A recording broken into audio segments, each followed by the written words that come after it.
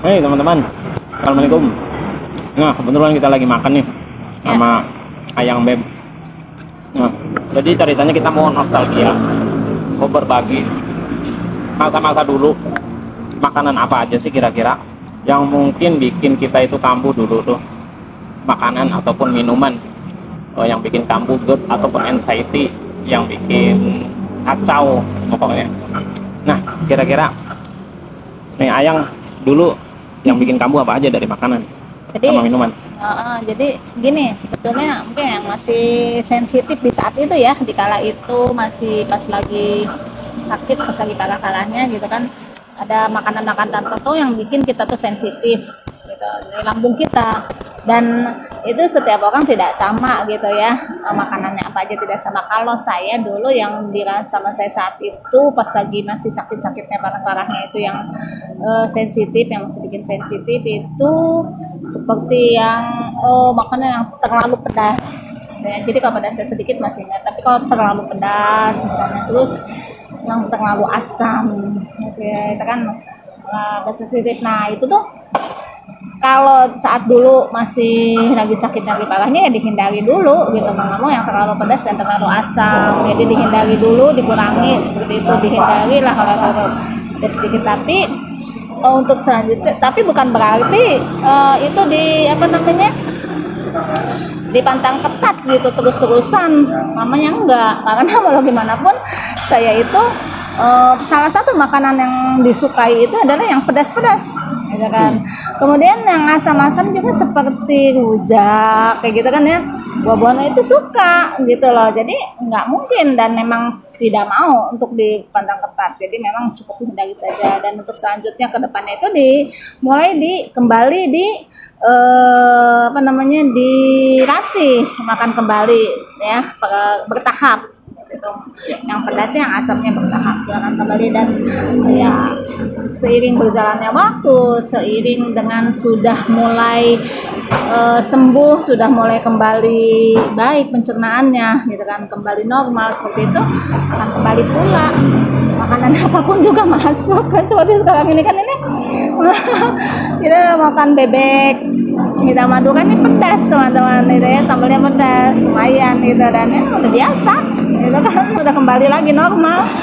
Makan asam, makan rujak apa segala macam pun nggak masalah, alhamdulillah gitu. Jadi buat teman-teman pun seperti itu ya gitu. Jadi kan untuk awalnya yang memang masih sensitif ya dihindari dulu gitu kan, dikurangi, tapi bukan berarti dipandang ketat. Karena walau bagaimanapun namanya makanan itu semua itu ada manfaatnya gitu, ada khasiatnya, ada vitaminnya, ada nutrisinya buat tubuh kita yang dibutuhkan oleh tubuh kita seperti itu. Apalagi makanan-makanan tersebut yang memang menjadi hobi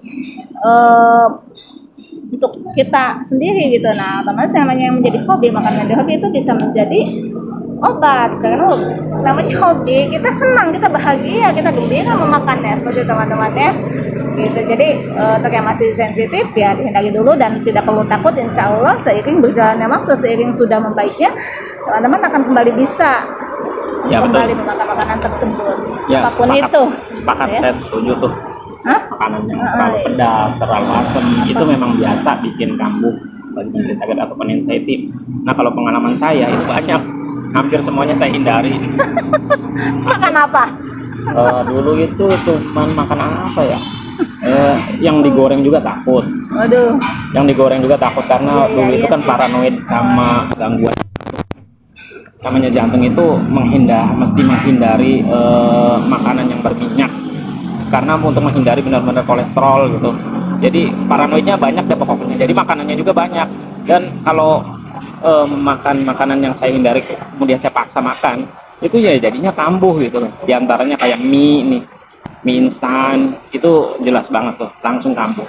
Kemudian santan, kolak gitu loh. Makanan-makanan yang bersantan itu langsung kambuh gitu. Ya, pokoknya jangan ini dah. Buat teman-teman yang masih sensitif ya hindari dulu sementara. Kemudian minum es juga sama. Tiba-tiba minum es itu kayak ngalirnya tuh di jantung kayak mengalir gitu loh, dinginnya gitu. Terus apalagi ya, kopi jelas lah, kopi, minuman soda apalagi tuh soda langsung dibegah, langsung sendawa, langsung sesak. langsung penuh kayaknya tuh perut, dada gitu loh. Terus kopi jelas sudah tadi sebutin. Terus kalau buah-buahan mungkin kayak durian juga takut sih, nggak berani dulu.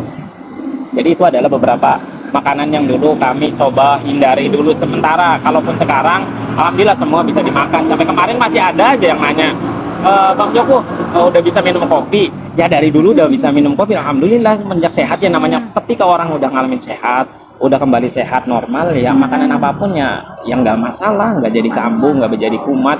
Jadi buat teman-teman nih nggak perlu bingung apa aja yang perlu dihindari. Tapi sebenarnya sih makan apa aja, kalau itu nggak bikin kumat ya makan, berarti normal-normal aja. Tapi misalkan ada makanan tertentu yang bikin teman-teman itu jadi kambuh, ya hindari dulu sementara. Jadi teman-teman harus tahu nih mana aja makanan yang perlu dihindari gitu loh. Jadi nggak perlu mendaftar, dibuat listnya gitu loh. Intinya sih apapun makannya itu, kalau ada yang bikin kambuh hindari. Kalau nggak bikin kambuh ya aman aja, insya Allah nggak apa-apa gitu. Supaya apa?